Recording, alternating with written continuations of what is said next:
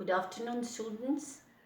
I'm again here, Manjuvali, before you, taking up the topic poem Fire and Ice, written by Robert Frost. This is from the CBSE English book for class 10th. Now, the title of the poem is Fire and Ice.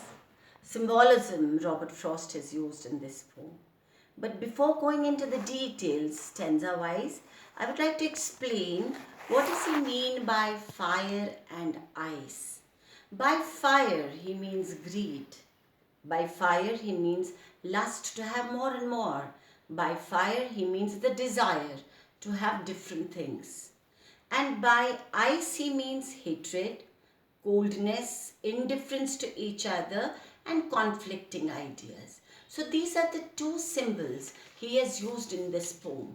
There is also a debate which Robert Frost is coming up in the stanzas, which is going on between two segments of people, between two sections of people, talking about the world to end. One section says it will end by fire, which means when human beings have greed, they have lust of power, they have lust to have more and more desire. And another says by ice, that is hatred, indifference, intolerance towards things. I'm picking up the poem. Please pick up your pencils and start marking.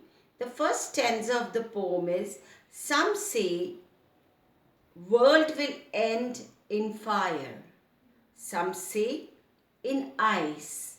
From what I have tasted of desire, I hold those who favor fire. Please circle fire and ice and desire. What does he say? He says there are conflicting ideas. There's a debate, there's a discussion going on between people. And one group is favoring fire, which means the desire, the lust to have more and more. The poet says that this fire stands for desire.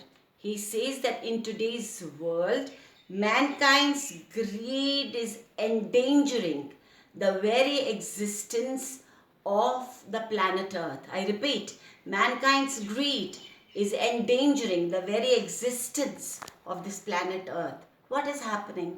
We want more things, children. We have a lust, we have a greed to acquire more and more.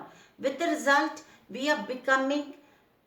don't have satisfaction. We want more and more. So that is endangering the planet Earth. What is happening with it? When we have the desire to acquire more and more, he says that's leading to the end of the world. But the second segment of the society, the second section of the people say, no, it will end in ice. Then people have hatred. We can't tolerate other people.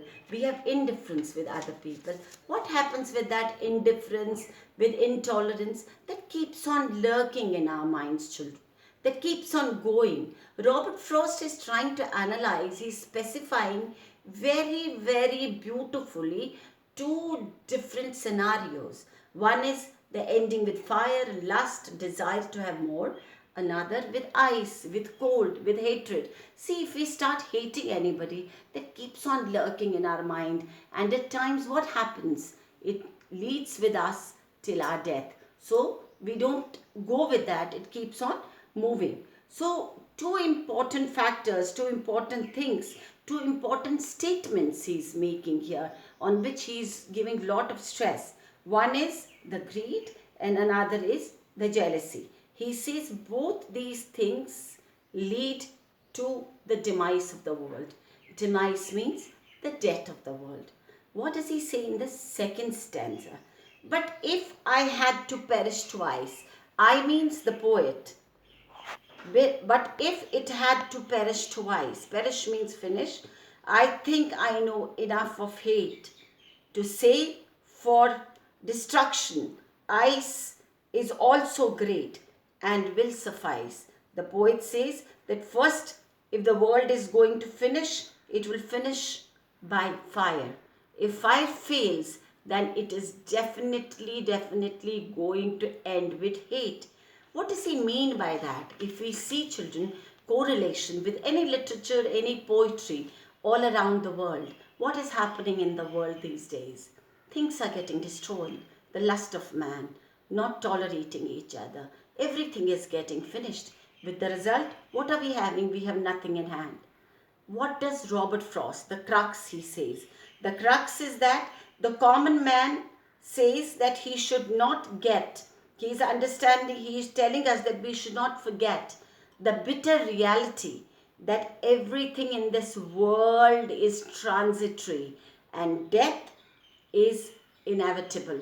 Transitory means that everything in this world does not stay for a longer time. It's not permanent. If we see all around during these days, Italy, Spain, population finished, beautiful resort finished, it did not last long. And death, he says, it's inevitable.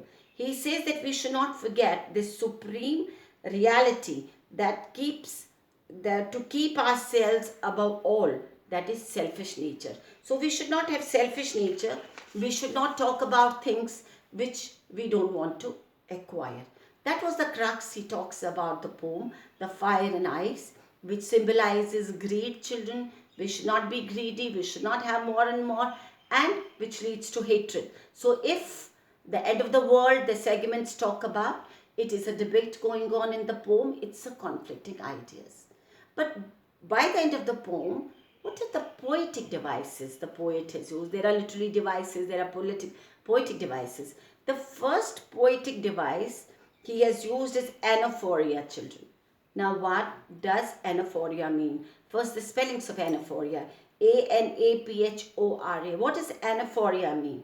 It means the repetition of a word in two or more consecutive lines. For example, from the poem, Some Say and Some Say.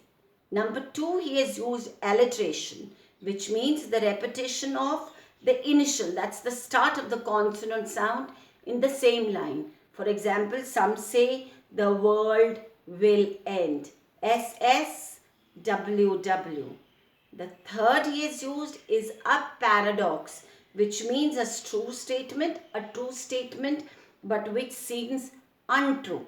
For example, but it will perish one day. Symbolism, I told you, he has used the symbolism in this poem like fire and ice. And the last important thing he has used, the poetic device he has used is enjambment.